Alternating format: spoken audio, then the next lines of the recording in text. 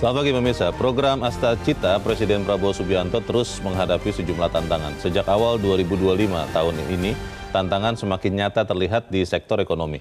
Sejumlah indikator ekonomi terus menunjukkan pelemahan.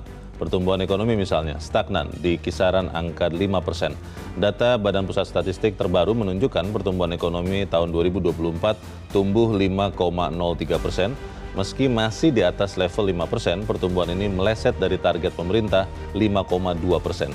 Daya beli masyarakat juga terlihat masih lemah. Pemirsa, inilah editorial Media Indonesia di seri ini Jumat 14 Februari 2025 dengan tema Pemerintah Kreatiflah. Bersama saya Leonard Samosir dan Anda semua para pemirsa juga bisa ikut menyatakan pendapat Anda nanti dengan menelepon nomor telepon 021 583 99 100. Dan pemirsa, pagi ini telah hadir bersama saya anggota Dewan Redaksi Media Group Kania Sutisnawinata. Mbak Kania, selamat pagi. Selamat pagi Leo. Sehat-sehat? Alhamdulillah. Sehat ya, karena sehat itu juga menjadi dasar juga supaya bisa kreatif. Saya mengaitkan dengan itu karena editorial mengatakan pemerintah kreatif lah terkait dengan kondisi ekonomi. Pertanyaan besarnya Mbak Kania adalah apakah memang kondisi ekonomi yang terjadi sekarang, misalnya kalau kita lihat nilai tukar rupiah itu di 16 ribuan sekian terhadap dolar, itu memang lebih karena kondisi ekonomi Indonesia atau memang karena kondisi ekonomi global? Banyak orang mengatakan ini sebenarnya bukan Indonesia melemah loh, ini karena Amerikanya sedang menguat. Bagaimana Mbak Kania? Ya, kalau dari kami sih melihatnya seperti ini ya, kreatif lah itu ya untuk dicari cara jurus ampuhnya itu seperti apa, karena semua indikator itu menunjukkan adanya tanda-tanda atau gejala alarm yang harus segera disikapi oleh pemerintah, begitulah kurang lebih seperti indikator itu, ekonomi maksudnya ya? Indikator ekonomi gitu ya. Kalau kita lihat kan tahun 2025 ini memang dikatakan banyak sekali tantangannya gitu ya. Memang tidak akan mudah. Dan kalau kita melihat capaian tahun lalu, akhir tahun 2024, paling tidak ya kita kan berharap di tahun 2025 ini dengan pemerintahan yang baru ada harapan baru begitu ya. Tapi terus kemudian kita seperti terbangun gitu dari mimpi 10 tahun terakhir ini melihat bahwa pertumbuhan ekonomi ini kok ada stagnasi gitu ya. Di 5% di 5% saja ya, kurang lebih ya. Aja tidak lebih dari 5% gitu ya. Nah, tapi kalau harapannya kita ingin mendorong ke angka 8%, ini kan target dari pemerintahan yang baru gitu ya. Pastinya kalau melihat dari sejumlah indikator sampai dengan awal tahun ini ada jurus-jurus baru juga gitu ya. Kalau tidak ingin membuat apa yang sudah tercapai selama ini berbeda lah gitu ya, kurang lebih seperti itu. Salah satu yang berbeda nyata kalau menurut beberapa teman adalah jumlah kabinet ini berbeda nyata nih Mbak Kania. Dari yang lalu-lalu itu 34, 40 sekian menteri. Sekarang pejabat setingkat menteri itu ada 108 atau 109 orang. Ini kan logikanya kalau memang pasukannya lebih kuat, lebih banyak, harusnya efek yang diciptakan, efek ekonomi, harusnya bisa lebih baik lagi. Apakah memang kita mungkin terlalu prematur untuk menilainya sekarang karena bekerjanya juga baru belum sampai 6 bulan kan? Belum Bagaimana? sampai 6 bulan. Kita berharapnya sih ya memang ya namanya juga ya pemerintahan baru begitu ya. Mungkin masih harus dikasih waktu lagi tuh sampai dengan 6 bulan ke depan lah ya gitu. Masih 100 hari ini kan dikatakan juga tidak ada sebenarnya yang namanya program 100 hari gitu ya. Jadi tidak bisa kemudian dievaluasi apakah ada jurus jitu yang memang sudah berhasil begitu ya dilaksanakan atau tidak. Bahwa akhir-akhir ini kita melihat misalnya ada efisiensi juga gitu yang dilakukan. Dan bahwa harapannya ada roadmap yang jelas begitu dengan adanya efisiensi anggaran ini. Pemangkasan itu tidak sekadar memangkas tapi ada juga roadmap bagaimana kemudian efisiensi itu akan digunakan untuk memberi daya ungkit terhadap perekonomian, karena ujung-ujungnya kan itu gitu betul. Pertumbuhan ekonomi. Karena kalau kita melihat capaian tahun lalu saja sebenarnya itu kan sudah lebih rendah dibandingkan tahun sebelumnya, 5,03 dibandingkan 5,05. Sementara tahun ini targetnya 5,2% gitu. Jadi agak jauh ya. Sehingga memang dibutuhkan strategi yang lebih kreatif kalau misalnya kita bisa mengatakan seperti itu begitu. Nah, kreatifnya seperti apa? Ya paling tidak ya kita harus melihat lagi apakah memang jurus-jurus yang sudah dikeluarkan sejauh ini, kalau memang ada, ya, salah satunya misalnya MBG begitu ya. Makan bergizi. Makan bergizi, apakah itu sudah efektif dilaksanakan atau tidak? Dikatakan bahwa efisiensi yang sekarang dilakukan itu antara lain untuk menambah anggaran untuk program MBG ini. Apakah program MBG ini ujung-ujungnya juga akan memberikan kontribusi terhadap pertumbuhan? Itu adalah beberapa pertanyaan yang akhirnya jadi menimbulkan polemik gitu di tengah masyarakat. Pertanyaan mendasarnya Mbak Kania adalah katanya begini, kalau orang kreatif itu adalah orang-orang yang bebas. Bebas, tidak terbatas, tidak terkekang, tidak terkungkung. Pertanyaannya adalah apakah itu sudah ada di pemerintah kita? Kita akan bahas itu, makanya ada pemirsa nilai editorial Media Indonesia untuk hari ini, Jumat 14 Februari 2025, pemerintah kreatif lah.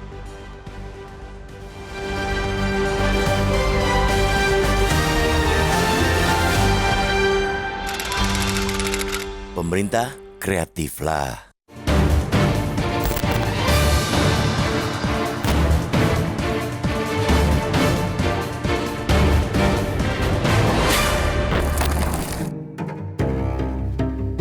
Program Asta Cita Presiden Prabowo Subianto terus menghadapi sejumlah tantangan.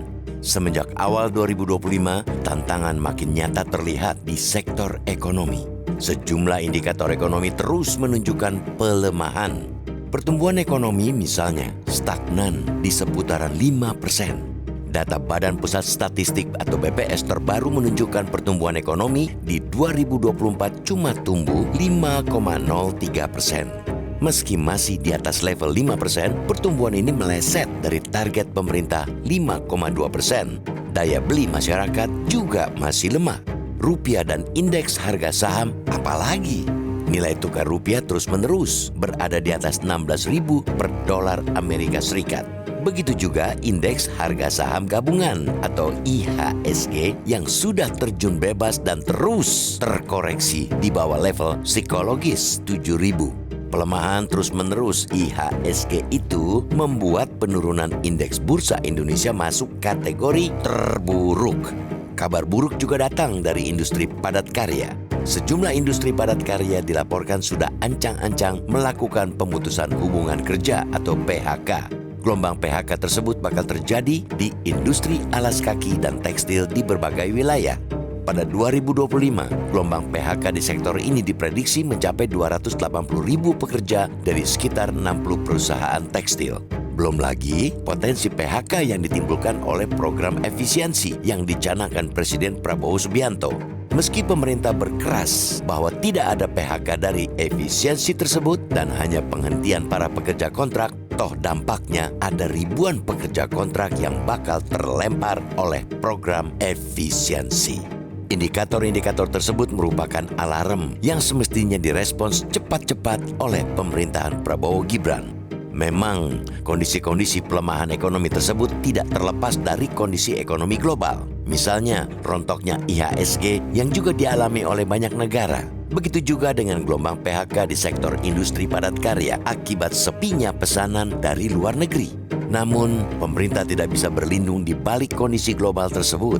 Pemerintah jangan melulu menyalahkan kondisi global. Pemerintah mesti kreatif mencari daya ungkit penggerak ekonomi. Contohnya, dalam melaksanakan efisiensi anggaran, pemerintah harus memiliki roadmap yang jelas tentang proyek-proyek yang dipangkas. Jangan asal pangkas dan potong.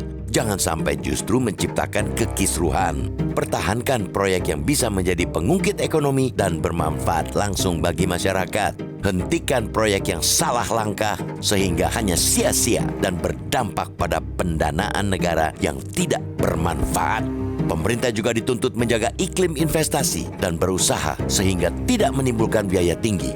Misalnya, dengan menjamin keamanan investor dalam beraktivitas, yakni dengan membersihkan orang-orang yang kerap meminta pungutan seperti dikeluhkan sejumlah investor beberapa waktu lalu. Intinya, pemerintah harus set bergegas memperbaiki kondisi ekonomi agar resesi tidak lagi melanda.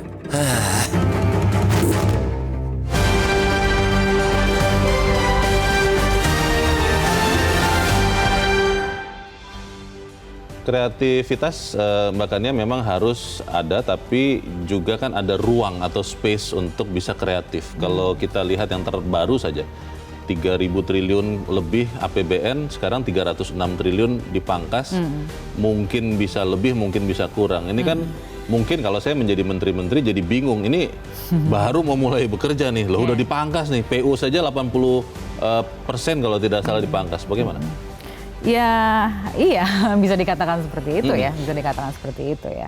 Karena kan lagi-lagi gitu, kalau kita melihat anggaran itu sebenarnya buat apa sih gitu. Anggaran itu kan adalah alat ya gitu ya, alat kalau kita bicara soal pertumbuhan yang ingin dikejar, bahkan beberapa pengamat mengatakan bahwa untuk tahun ini kalau misalnya memang targetnya 8%, seharusnya yang dikejar itu angkanya adalah 5,5 bukan 5,2 malah gitu ya. Nah, kalau belum apa-apa anggarannya sudah dipangkas dan kemudian anggaran yang dipangkas itu yang seharusnya secara tradisional itu adalah yang biasanya punya trickle down effect lah ya, atau misalnya mempunyai daya ungkit terhadap pertumbuhan ekonomi lah yang kita ketahui gitu, misalnya konstruksi dan lain sebagainya. Itu tidak ada, ya kita tahu gitu kan ujung-ujungnya ya berarti pertumbuhannya ya tidak akan seperti yang kita harapkan, atau misalnya ada jurus-jurus lain. Ini yang masih kita tunggu begitu ya. Ini akan seperti apa begitu, orkestrasi di antara kementerian dan lain sebagainya, itu yang kita harapkan. Disitulah kreativitasnya itu harusnya muncul dan kebebasan itu harusnya ada begitu ya. Soal kebebasan menjadi sangat menarik, tapi kita harus jeda dahulu Mbak Kania, dan pemirsa tetaplah bersama kami, Editorial Media Indonesia, segera kembali.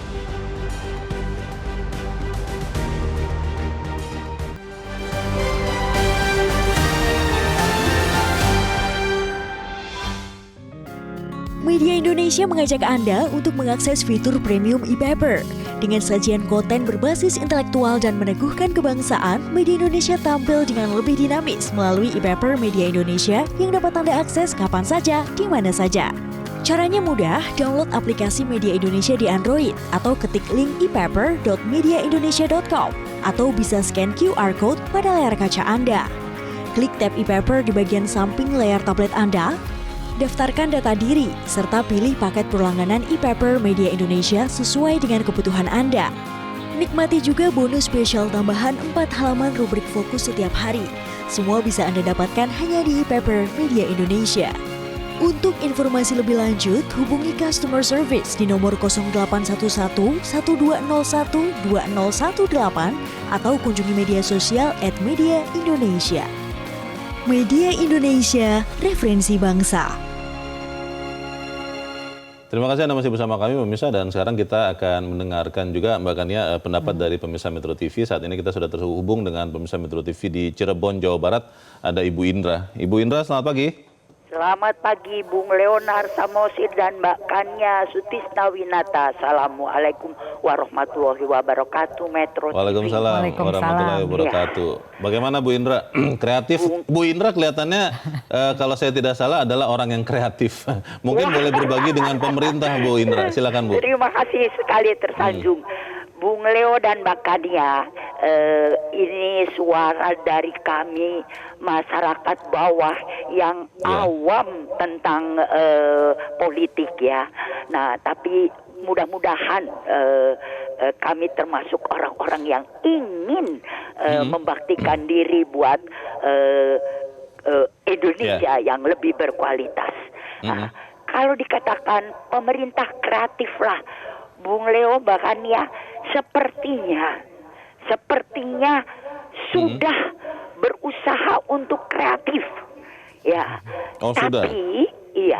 Tapi, nah ini di antara orang-orang yang berkecimpung di pemerintahan ini malah ada yang masih mementingkan keuntungan untuk diri sendiri atau kelompok ya. Jadi setiap kebijaksanaan yang ada kita lihat viral, lalu ternyata yang ada di belakangnya itu justru orang-orang yang mengerti. Jadi tadi dikatakan 100 orang setara menteri, mungkin maksudnya untuk memperkuat, mencegah dengan bidangnya masing-masing yang dipersempit, yang spesialisasi, mencegah orang-orang yang mau mencari celah buat keuntungan diri sendiri atau kelompok. Tapi ternyata mungkin masih kurang, Bung Deo, karena sedikit saja yang berniat buruk itu akan menghancurkan ribuan orang yang berniat baik. Jadi kami berharap coba mudah-mudahan Pak Prabowo ini mungkin bisa agak keras terhadap orang-orang. Terima kasih Bu Indra dari Cirebon, Jawa Barat untuk pendapat Ibu. Selamat pagi. Bu Indra, Mbak Kania menyoroti soal orang-orangnya katanya. Mungkin 100 lebih orang sebagai menteri adalah untuk memperkuat. Tapi pertanyaannya kan bagaimana itu benar-benar bisa terwujud, bagaimana mereka bisa kreatif kalau sebagian dari mereka itu pola pikirnya masih pola pikir lama. Menghabiskan anggaran, tidak melihat efektivitas anggaran, tidak kreatif juga dalam perjalanannya.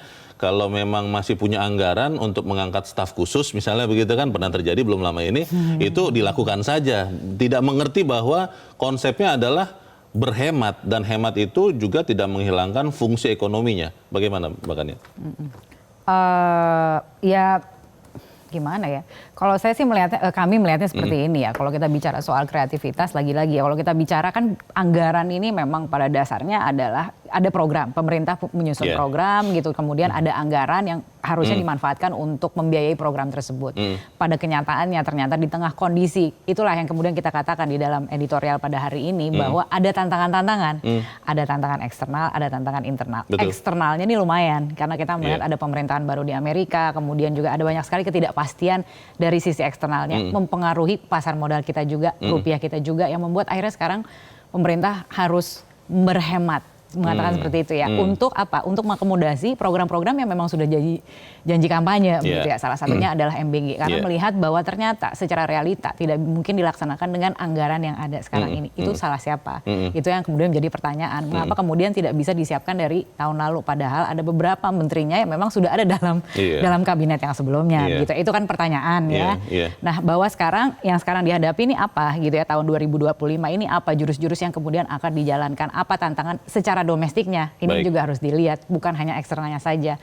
Itu yang kemudian sekarang menjadi pertanyaan juga di antara atau di kalangan pakar-pakar yang mengatakan bahwa ada ada permasalahan struktural karena pertumbuhan yang stagnan di 5% gitu. Apa permasalahan struktural itu yang kemudian harus dicari apa resepnya lah gitu untuk diatasi. Sebenarnya beberapa kali sudah dikatakan masalah itu apa, tapi mungkin tidak tersentuh. Kita harus jeda dahulu, makanya dan bisa tetaplah bersama kami, Editorial Media Indonesia segera kembali.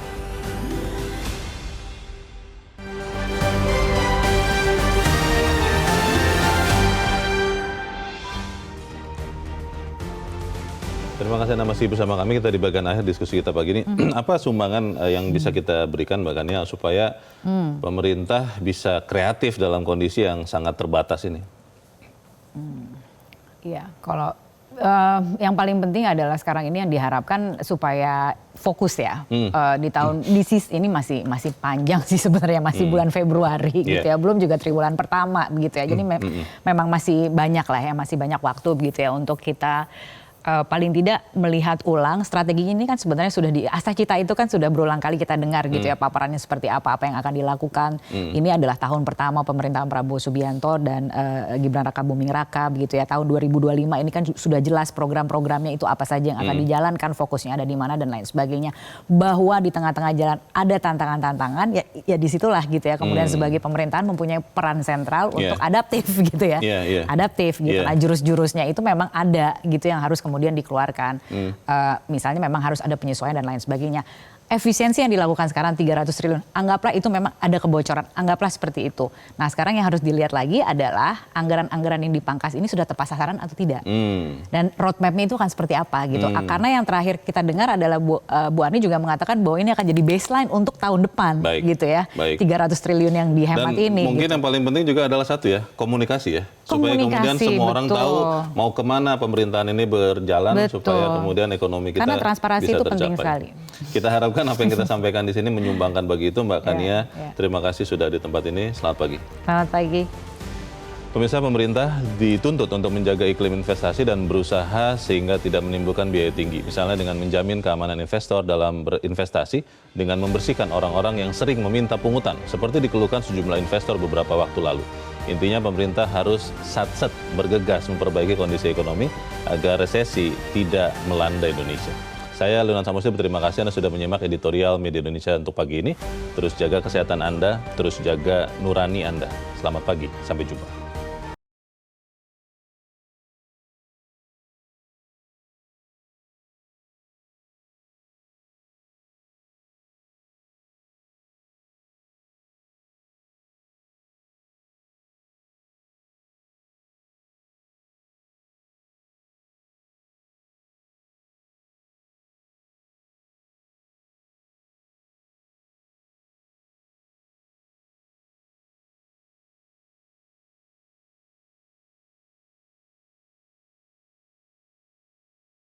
Jelajahi cara baru mendapatkan informasi. Download Metro TV Extend sekarang.